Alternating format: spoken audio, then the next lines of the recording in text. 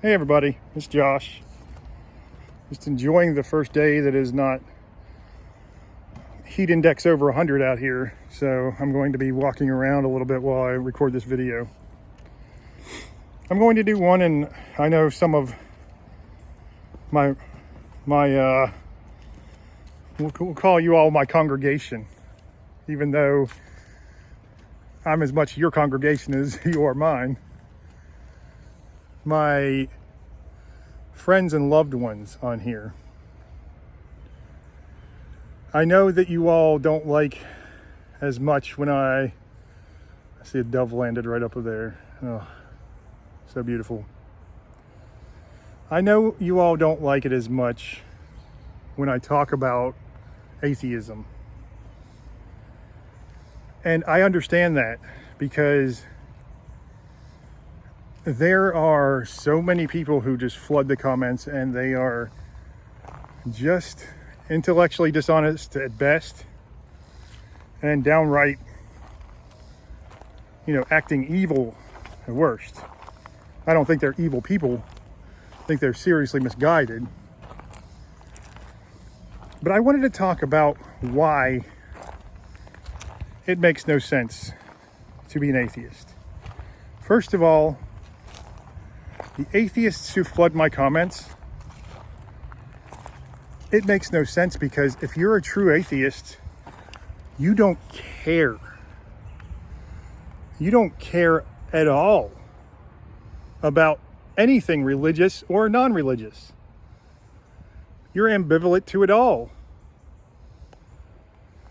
You are a collection of matter and energy that came from some non-rational primordial soup that just happened to appear on the earth at some point billions of years ago. And somehow that non-rational primordial soup evolved, or mutated, we'll say, and then evolved into DNA and a single cell organism. So it's basically like saying, if you are let's say you're floating through space on your own in a spaceship, and you see a planet, and you land on this planet, and on this planet you see a insanely complex megastructure, like a castle, with working technology and everything. It's like a supercomputer built into the castle. And you're the only one there. And you say, oh, well, this just built itself. It was just a collection of matter and energy that built itself. It mutated and mutated until it became a castle with a supercomputer built into it. That's as much sense as atheism makes. Now, I get it. You can argue. The only ones who are at least intellectually honest are the people who call themselves agnostic, because they're claiming they don't know one way or another, and they're not going to try to figure it out because they just don't have as much interest in caring. But the atheists tell me, and they tell so many Christians, you better have proof, because the burden of proof is on you. Okay, we have evidence in a myriad of things.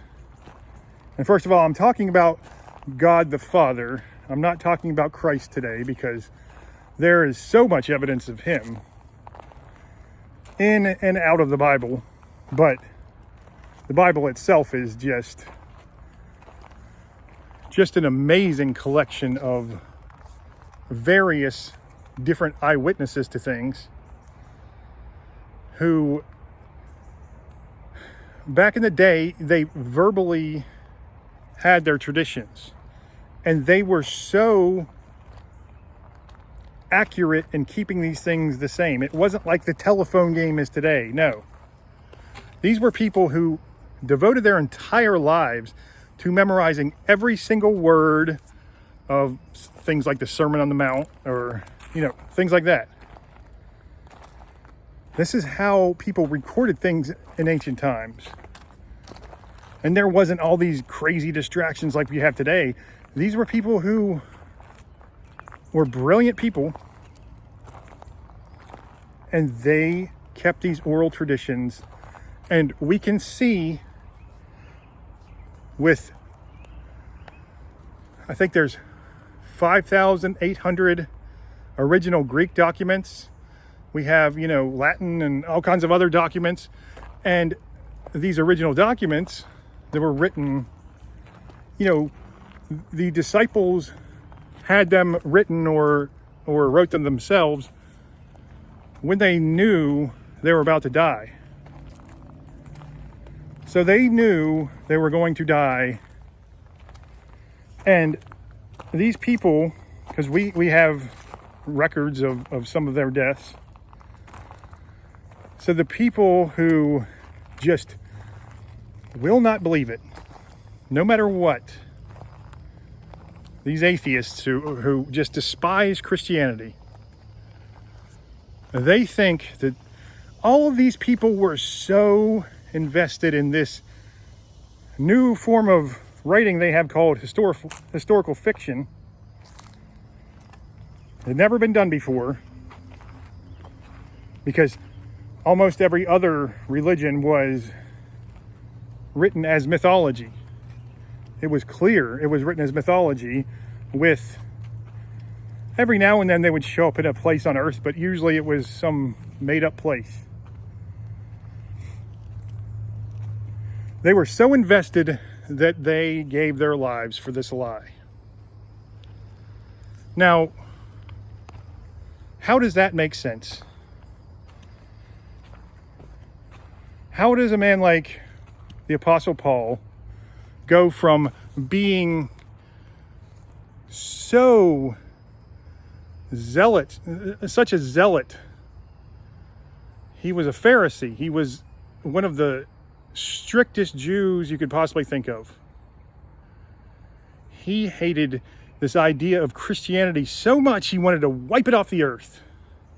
He tracked, tortured, and killed Christians before they could spread. He wanted to kill this blasphemy in its infancy. Yet somehow Christ came to him. Or maybe he was in on the lie all along. Maybe he was just like, oh, I'm going to go kill a couple Christians so I can make sure that I advance this lie. Now, the assumptions you have to make and the loops and hoops you have to jump through to make up this grand conspiracy without anybody else catching on to it, because anybody else who spoke of it, with Joseph and I forget the other guy's name, but they were usually people that didn't like Christianity either. But they talked about it because it let us know how much it was spreading. And those first couple decades after Christ's death. And then it spread like wildfire. It was the only figure in history, fictional or non-fictional, who changed the world completely like this. So, they think that it's some grand conspiracy. And again, we'll go back to the Creator, because that's who I was talking about originally, right? So you have the Creator, God the Father, and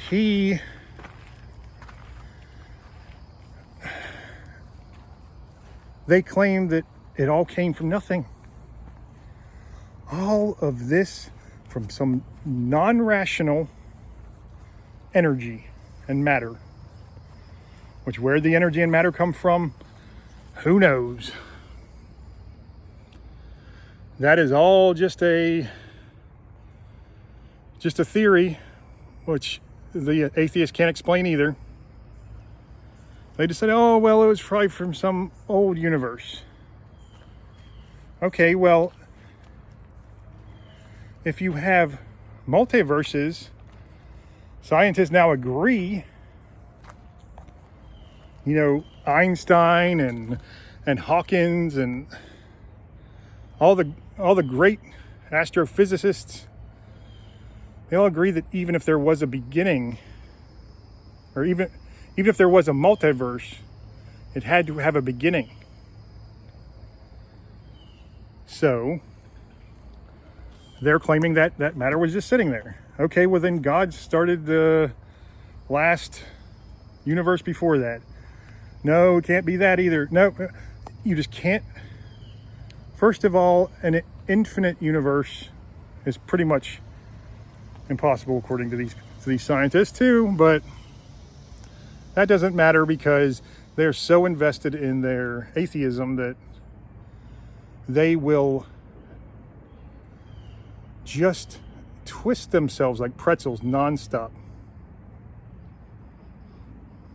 I understand they want to have faith in something, and they don't understand that they want to have faith in something.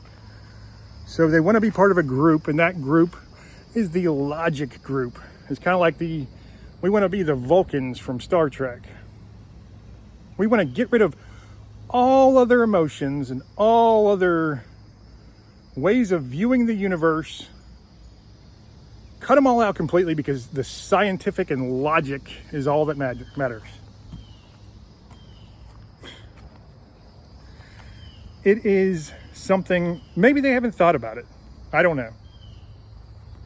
So, you have all this super intelligent life that comes from non-intelligent matter and energy. And you have no explanation for, as Einstein said, the only, I don't remember the quote exactly, but the only unexplainable thing about the universe is it's explainable. You have laws of mathematics and physics that are set in place to line up perfectly for life in this one tiny little section, or maybe a couple little tiny sections throughout the universe called Goldilocks zones. But then you go into the subatomic realm. The subatomic realm, the laws of physics don't apply there. So what's going on there? What is happening there? Because it can't be explained by science, they say it's not true, and they will viciously attack you if you cannot accept that fact that only science matters. That's all that matters to them is science. And I get it, science is important. But science, Isaac Newton in his greatest work of the rotation of the planets and all the, gravity and how it, I'm not a scientist, so I'm not going to make myself look any dumber than I already am. His greatest work, Principia Mathematica, I believe is what it was called. He said that his findings pointed to, and he hoped that people saw, that it proved there was an intelligent creator. But somehow we've gotten, you know what it was? that probably did this. It was when the Catholic Church started persecuting so many scientists who were discovering things that they didn't want, because they thought somehow it was going to, take away from their religion. And they were all about power back then, or they still are, but especially back then. So they just persecuted people, Galileo and all, and so that combined with centuries of just closed-minded Christians who were unable to think of anything deeper than what they were told to think, and people who did not show the love of Christ, but instead the judgment of the Old Testament. These are the people, these are the Christians who made being an atheist seem like it's the cool thing to do. Atheism requires so much more faith than Christianity does, or any religion. Well, I mean, most big religions at least. Atheism makes so many assumptions. We make assumptions too, but we have evidence to back them up. What's the best explanation for something from nothing? An intelligent creator. What's the best explanation for these perfect laws and these perfectly aligned universe? An intelligent creator. Now, there could be other explanations for sure, and some of them can be wrong, and it still wouldn't take away from the rest of the evidence that points to the best explanation being an intelligent creator. When you have something like God, you cannot prove him or even get close to proving him scientifically or mathematically. But you can also not prove,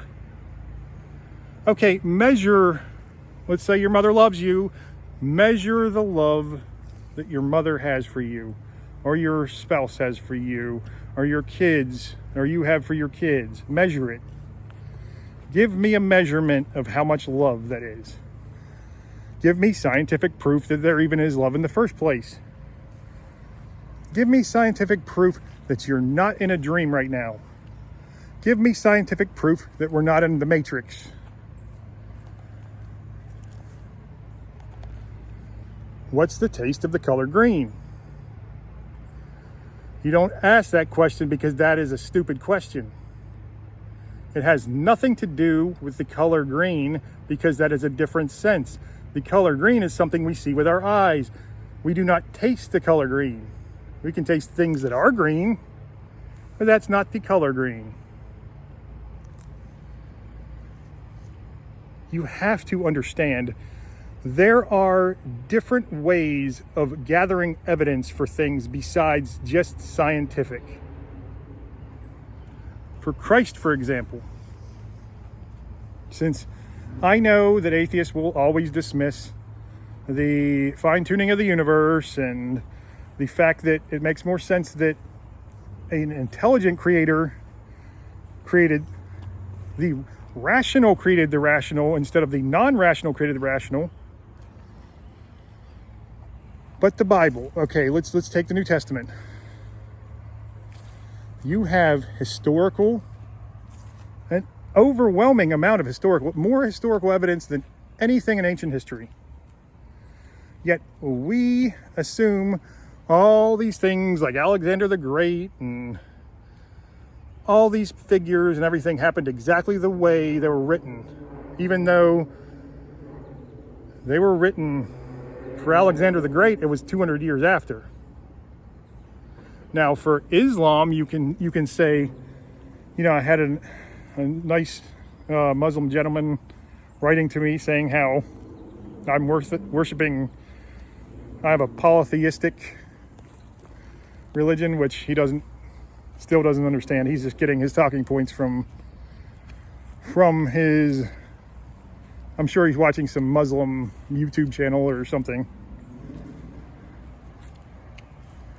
But he was saying there's so much more evidence because it was written so much sooner.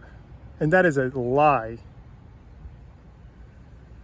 They completely destroyed all of the things that the Prophet Muhammad supposedly said and that the scribes recorded. I can't remember the name. I wish I did. I should start writing these things down more.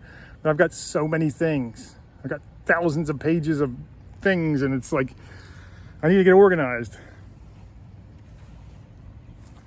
This was hundreds of years after Muhammad. Muhammad himself couldn't read or write. But it was changed, and it was proven that it was changed. We can prove that, yes, some of the Gospels were written or were transcribed up to 200 years after. Most of them were in that first century after Christ died. We can prove that from the original documents that it has not been changed, at least that much in translation. There are some minor things that we can see, and that's it. And these scribes, these monks, these people who wrote out the Gospels from the oral traditions, they were quadruple or more checking themselves. Their lives were devoted to this, to getting every single word exactly right. And yet, oh, it was changed so much. No, we know it was not. The Council of Nicaea, which met to decide which books would be in the Bible, I used to think, that they were so awful. They're taking out all these Gospels because they don't want us to see them. They were taking out a lot of Gnostic Gospels that had nothing to do with the disciples or apostles and the actual events of what happened to Christ. These were basically people doing what we see in America these days, or what we see in the world these days. They were making God into whatever they wanted him to be. That's what I used to try to, I was doing when I was first saved. I was trying to form God into whatever I wanted him to be. And he allowed me to go through with and have this mindset for a while. So he could prove me wrong. It's like you let your kid make a mistake, and they're so confident in themselves, and you're like, okay, go ahead and take it to the teacher or something. They're writing a story. And the teacher's like, nope, that's wrong. And you're like, oh man, I should have listened. I should have listened to Dad. These are things that he will show me. But all of the evidence that we have is the best case for God, the Father, the historical, the archaeological, the geological, because I mentioned how there was an eclipse in 31 AD. There was I think I put 31 BC or said that in my video, and I'm sorry about that. In 31 AD, there was an eclipse, and then 3 days later, there was a rainbow around the sun, and this was recorded in Chinese history by astronomers who NASA called insanely accurate. They didn't say insanely, but very, very accurate. So we had the eclipse and we had the rainbow around the sun 3 days later. Now there are debates on some of the translations of those Chinese, what the emperor wrote at the time, that all the sins of man, or all the sins of the people are on one man, pardoned all under heaven. There are debates on some of the translations, but it was written. So it was somewhere close to that. And it was somewhere around the right time when there was a comet that seemed to come out of the star. I think it was Altair is the star. In at the end of 5 BC, when the wise men came from the east to follow the star to find the new Messiah. And then you go back to Shangdi in Chinese history. I know Alan on there and some other ones I've been talking to. Just amazing stuff. The origins of all creation for Shangdi are basically the same as Genesis 1. It is incredible. So you have geological records where there was a major earthquake just by Jerusalem in the Dead Sea. And they narrowed it down to 31 AD. There was also another little one somewhere in that time too, but they don't know the exact year for that. They think 31 AD is the major one. There are places that are being found in the Middle East that are only known because of the Bible, because places like the Apostle Paul, or places like Sodom and Gomorrah, places the Apostle Paul told about or discussed. Corinth and I think it's Gallio, there's Sodom and Gomorrah was finally found and it was destroyed. There was a couple little things left, but not much. So you have evidence mounted for all of these things, which you don't have for anything else. You have a figure in Christ who changed the world completely. Completely. There is no doubt he was the most important person to ever live. He's still the most popular person in the world. He has been since probably not too long after his death.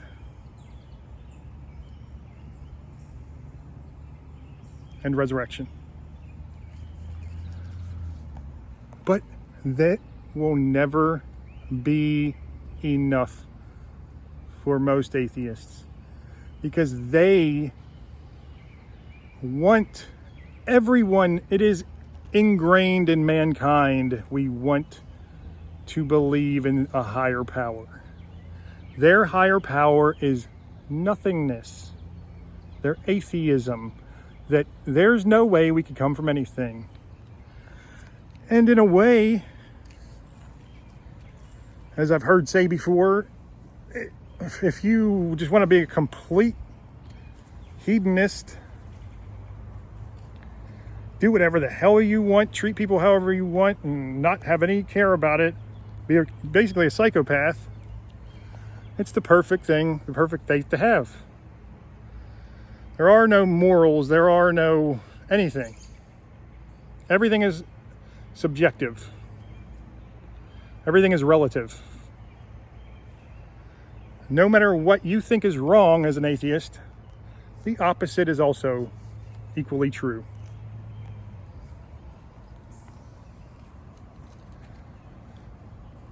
It is something that I constantly am thinking about, because especially now because I'm working on getting the deeper wisdom of the Old Testament. I've got so much on that, and it's I gave a little bit of the Abraham story of how God was showing us that human sacrifice is how evil it was. He had to show us everything in both the Old and the New Testament is a learning experience. Now, the Old Testament is more figurative. The God making the earth in 6 days.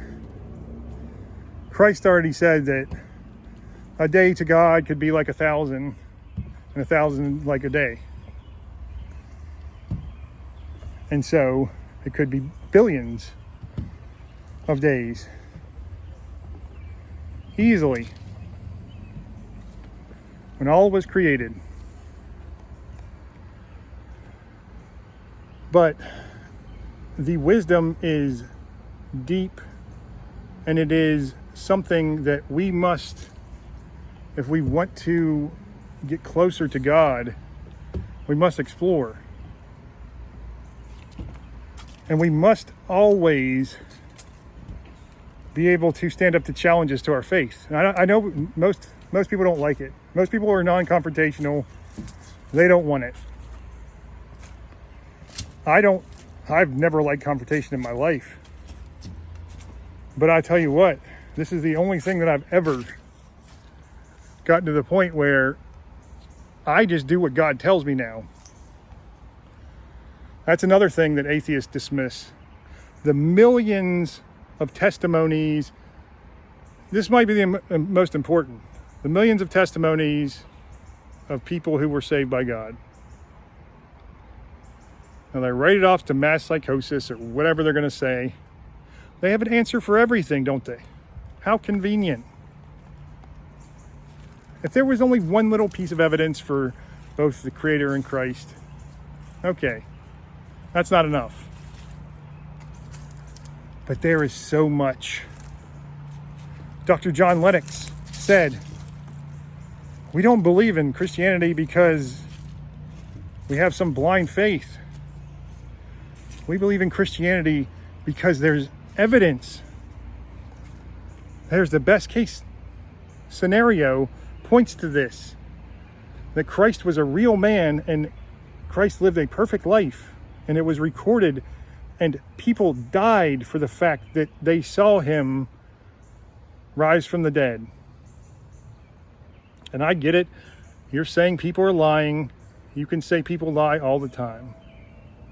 And everything in the world is not true because people lie. And people die for those lies, I guess, now. There was no reason for these people to die for their lies. If they saw their Messiah, who they thought was the Messiah, die, he said he was going to come back and he never did. Why do you think they would still give their lives for him? I'm pretty sure at that point I would be like, well, this guy's a nut job. I was duped. Fooled me, right? But they didn't. And the Apostle Paul had every reason to hate and kill Christians. And he did track and torture and kill them until Christ came to him. I know I've got so much more. I could talk about this forever. And I know, like I said, I know the atheists are going to be out in droves, and it's going to be, they're getting crappy with all the people that I'm trying to help, but I'm sorry, this is important. You have to understand, as a Christian, as a believer in God, you have to understand this is not just blind faith. It's not. I did not want to be a Christian. I didn't, because of the way other Christians acted. I didn't want to be in that lame bunch. Judgmental and ignorant, and those are not Christ. Those are what atheists see as Christ. Those are people who just make everyone who worships Christ look bad.